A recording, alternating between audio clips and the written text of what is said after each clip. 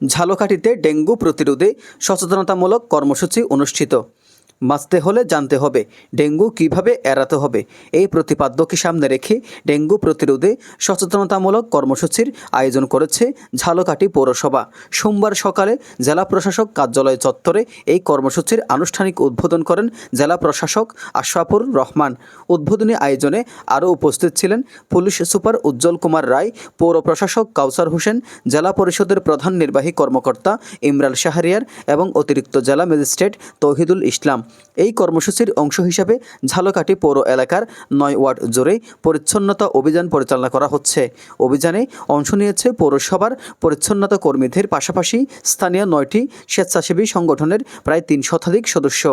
অভিযানের অংশ হিসাবে বাসাবাড়ি ও আশেপাশের এলাকাগুলোতে লিফলেট বিতরণ, সচেতনতামূলক প্রচারণা এবং এডিস মশার প্রজনন স্থল ধ্বংসে নানা উদ্যোগ নেওয়া হয়। অংশগ্রহণকারী সংগঠনগুলোর মধ্যে রয়েছে Jhalokathi city club, BD clean, clean reader, youth action society, VBD, red crescent, rover scout, girl in rover, অন্যান্য স্থানীয় স্বেচ্ছাসেবী সংগঠন।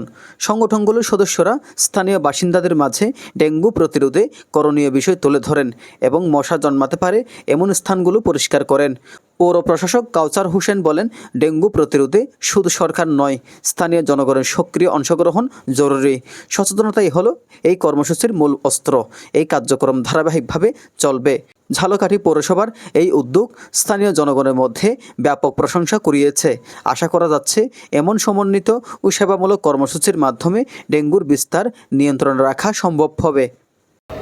কথা শুনেছি, একটা জিনিস খেয়াল করেন, আশেপাশে এত জেলা থাকছে, বরগুনাই কেন এত বেশি মহামারী আকারে এই ডেঙ্গুটা ছড়িয়ে পড়লো?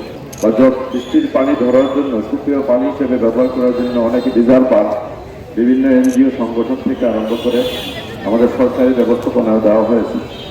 সেই রিজার্ভারে যে জমে থাকা পানি, সেই জমে থাকা পানিতেই মূলত ডেঙ্গু বংশ বিস্তার করে এবং ওখান থেকেই ডেঙ্গু মহামারী আকারে বরগুনাতে ছড়িয়ে পড়ে।